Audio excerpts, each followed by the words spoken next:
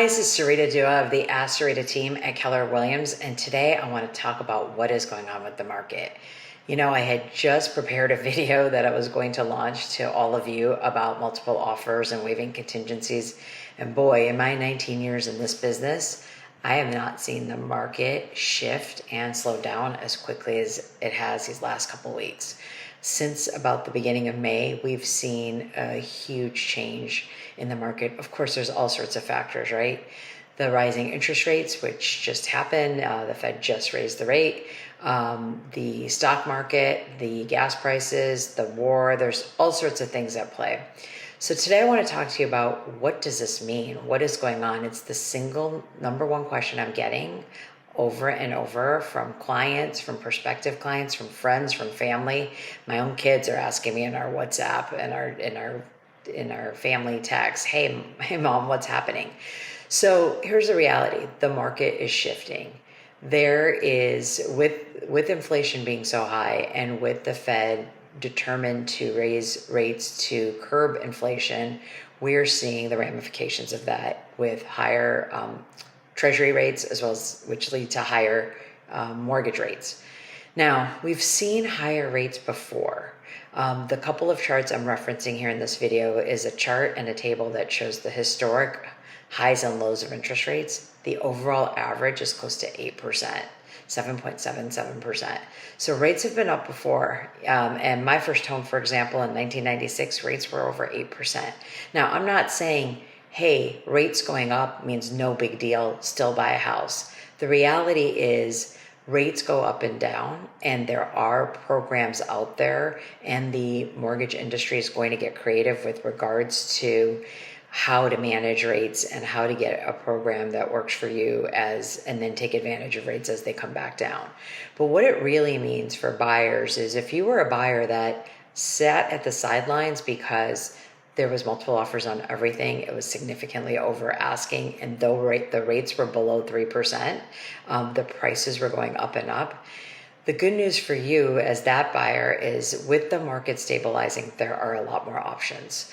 You can now get into a home with less than 20% down. You may be able to get concessions. You may be able to get a better price. Now you have to factor that in with the higher rates and look at what your total payment is. But at the end of the day, a buyer is going to pay a mortgage if they buy, and if they rent, they're going to pay a mortgage as well, which is their landlord's. And if you think you're going to buy and not sell in the next year or two, odds are, even if appreciation goes down to a lower rate than it's been historically seen, we've been seeing, 10, 15, 20% year over year. We know that that's not sustainable.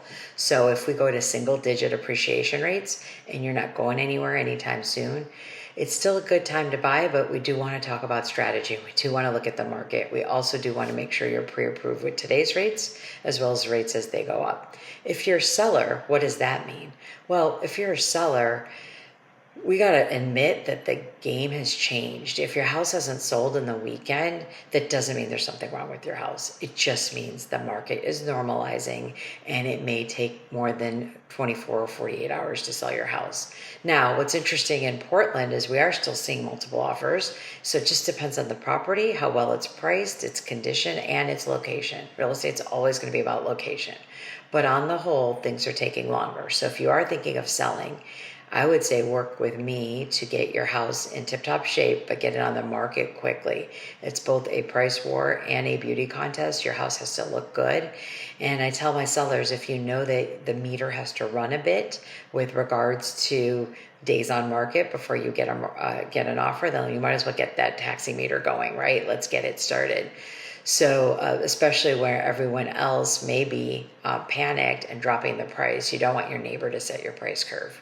There's a lot to unpack here, and I know this video is a little longer than normal, but I do want to share with you that it is a tumultuous time, but now more than ever, you need a great agent who can sit down with you and figure out the strategy that works for you.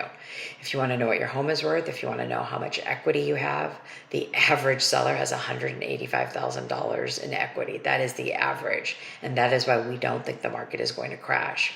But we do want to talk about what it means to you as a buyer or a seller.